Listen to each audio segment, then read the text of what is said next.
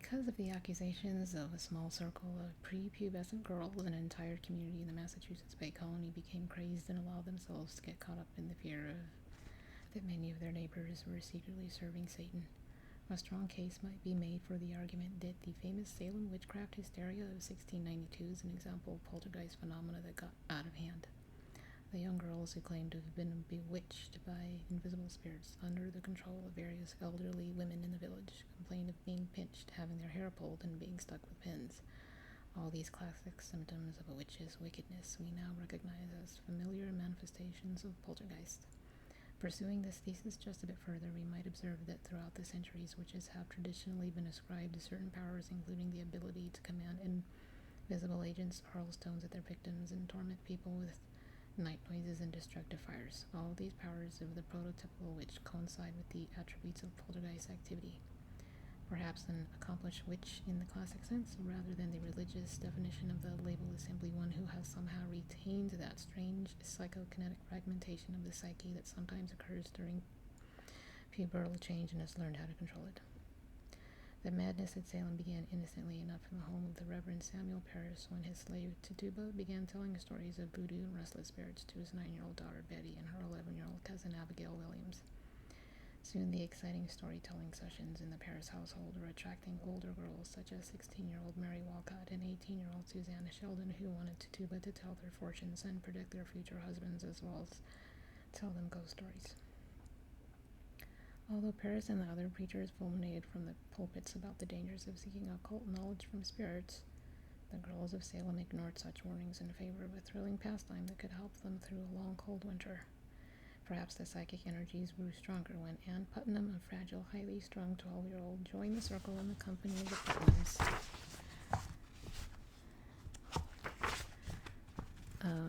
Maid 19-year-old Mercy Lewis.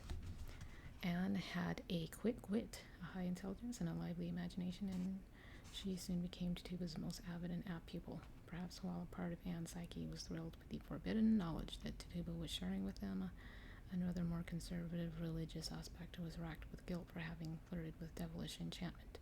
Undoubtedly, this conflict of conscience and the fear of discovery also affected the other girls. Many contemporary psychical investigators who have been on the scene during the manifestation of a poltergeist have observed that the activity is more often associated with girls rather than boys.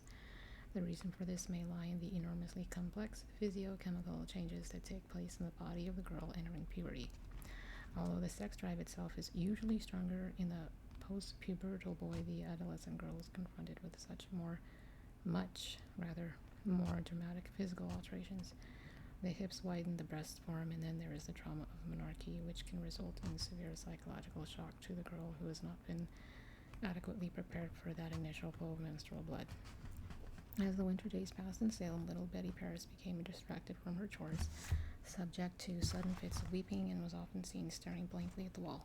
Shortly thereafter, Abigail got down on all fours and began barking like a dog or braying like a donkey. Mary Walcott and Susanna Sheldon fell into convulsions. Anne Putnam and Mercy Lewis had also began to suffer seizures, something evil had come to Salem. When members of the Salem clergy began to ask the girls who it was that was tormenting them, Tituba was the first to be named by the possessed children, nor did anyone doubt the naming of Sarah Good, an unpleasant woman who smoked a foul-smelling pipe and who had been suspected of spreading smallpox through witchcraft. But when Sarah Osborne was also named by the children, the village was shocked. Mrs. Osborne was a wealthy woman who lived in one of the most substantial homes in Salem. Nevertheless, warrants were issued for all three women. Okay, let me not forget to show you this photograph. Here, I'll do it now. The caption reads, "A Witch Trials Memorial Statue at the Salem Wax Museum of Witches and Seafarers in Salem, Massachusetts."